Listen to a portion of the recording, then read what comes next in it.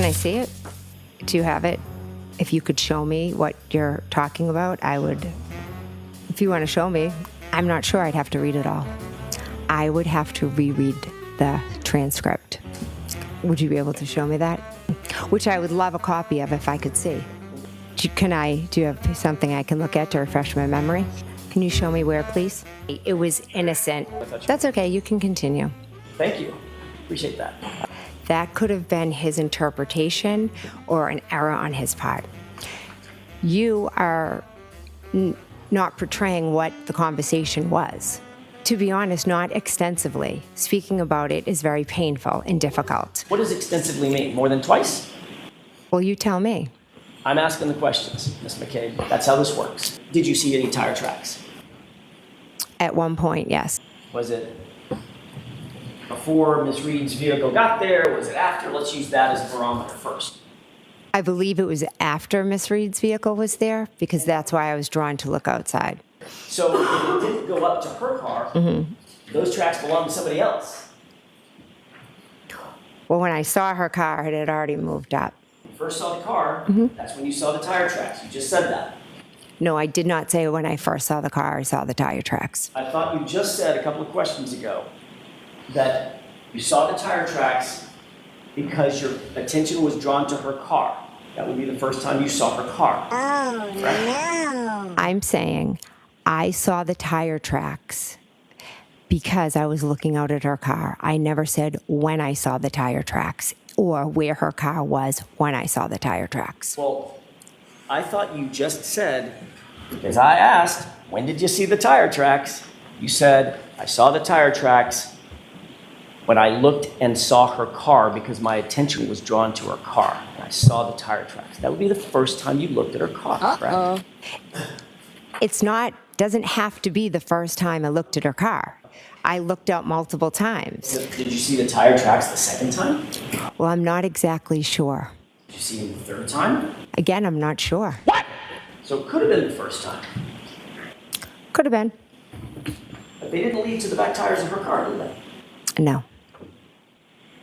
5 text messages, and each time you texted him, you were walking to the door and looking out at the vehicle as you're texting, correct? I know for the first 2 I was.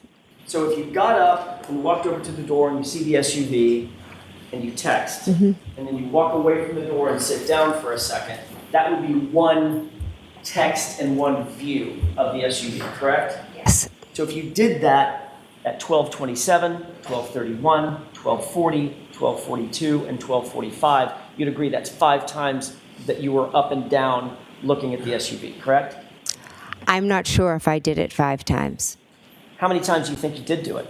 I know I definitely did it the first when I said here. I know I definitely did it when I said pull behind me, because that's when the vehicle had moved up a little bit. You had an opportunity, Ms. McCabe, to review those few pages from your testimony in June of 2023. Yes. Did you talk about, you were asked about getting up and sitting down and looking at the SUV several different times and texting? Yes. In fact, you indicated that you got up and looked outside through that storm door several times, correct? Yes. And as a matter of fact, you looked every single time that you texted, you indicated that you looked out at the SUV and saw something that prompted you to text something, correct? Correct. And then after the last time, which would be 5 times, 5 texts, 5 looks, after the last time you texted, you got back up, which would be a 6th time, and the SUV was gone. Just chronologically. Correct. So I have a question, Ms. McCabe. Where was the body? Oh, no. I have no idea. I'm assuming the body was on the front lawn. The problem with that is you were looking at the front lawn, weren't you? I was looking at the vehicle and where it had moved. Do you know what field of view is? Would you like to explain it? You had a clear and good view across that lawn to the SUV, didn't you? When it was straight out, I did, yes. You had a clear and good view of that SUV the entire time until it left, didn't you? I could see the black SUV, correct. Nothing was obstructing your vision. I wasn't looking at the ground. I didn't ask you about the ground yet. We'll get to the ground. Nothing was obstructing your vision, was it? No. So you had a clear and good, your words, not mine, a clear and good view of the SUV Yes. and everything in front of it. I never said everything in front of it. I saw the SUV. And you had a clear view of everything between you and the SUV. All the things closer to you and the SUV. I wouldn't say that.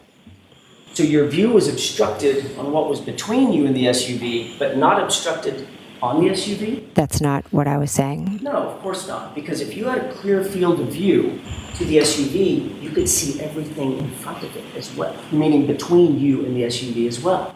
If I'm looking straight out at an SUV, I'm not looking down at the ground. Let me ask you a question about that. You're focusing right now on my face Yes. as you're answering these questions. You think you'd see, I don't know, an alligator sitting in front of me if it was there? You think you would see something? Can you clearly see that there is nothing between you and me except a podium?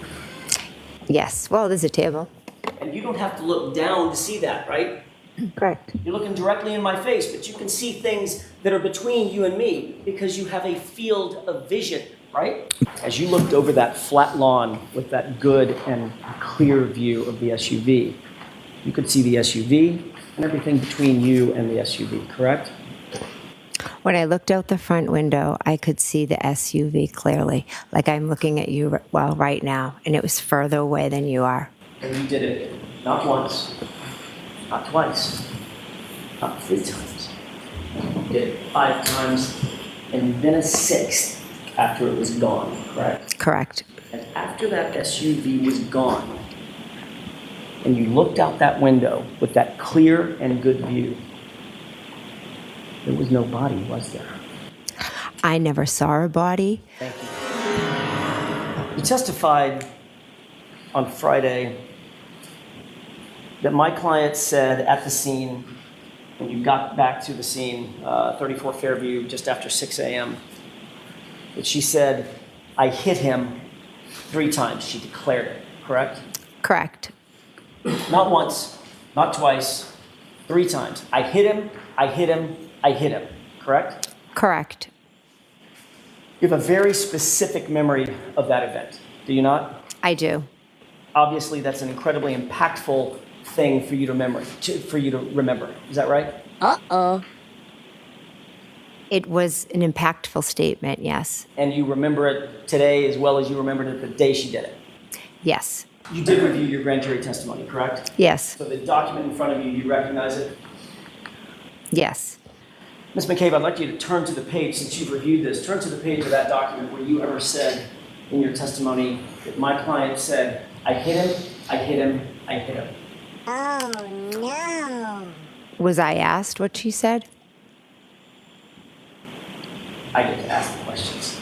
Well, I'd like you to direct me where to look.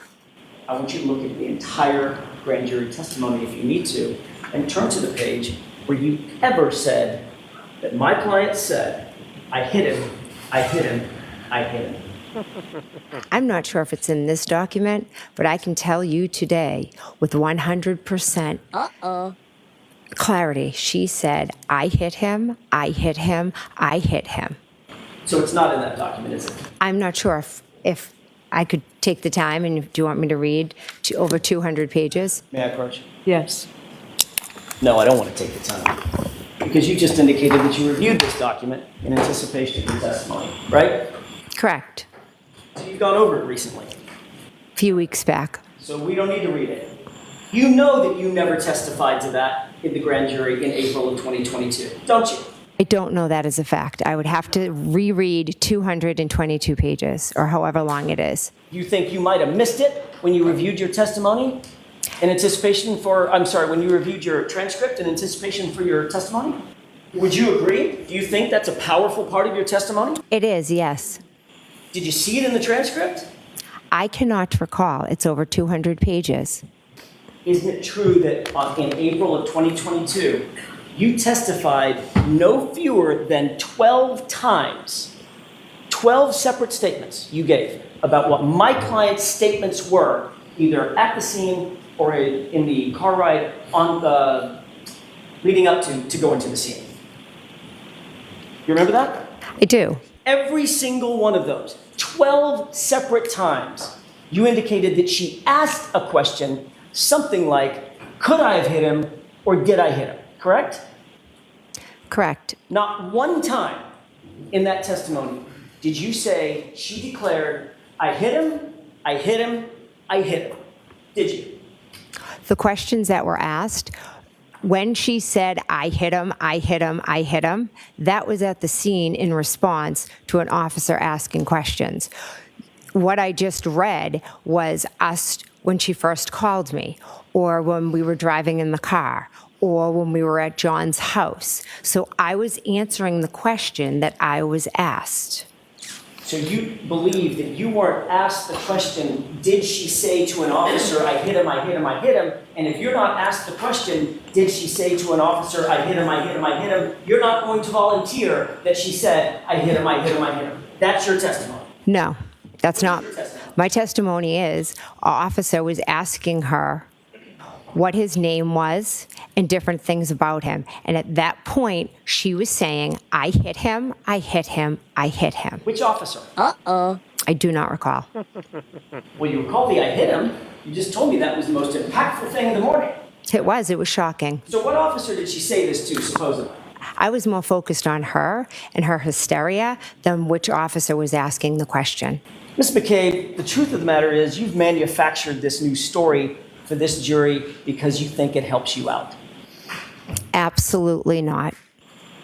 Did you make any other calls other than to 911? I called my sister. What time was that? I believe it was after the 911, but I'm not sure. You claim that your sister didn't answer. Is that right? She did not answer. But you do know that your phone extraction shows that that was an answered call at 6:07. If that's what it shows, but I can tell you she did not answer the phone. Are as sure about that as you are, my client said, I hit him 3 times, right? I certainly am, yes. Perfect. That's all I'm asking.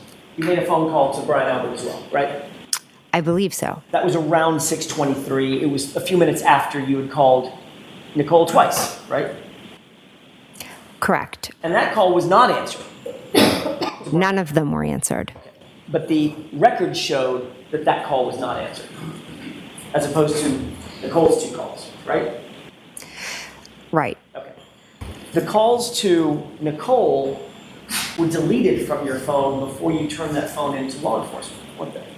Not by me. By somebody else? I never deleted any calls when I willingly handed my phone over. Would you tell us if you did? Yes, because I'm an honest and truthful person.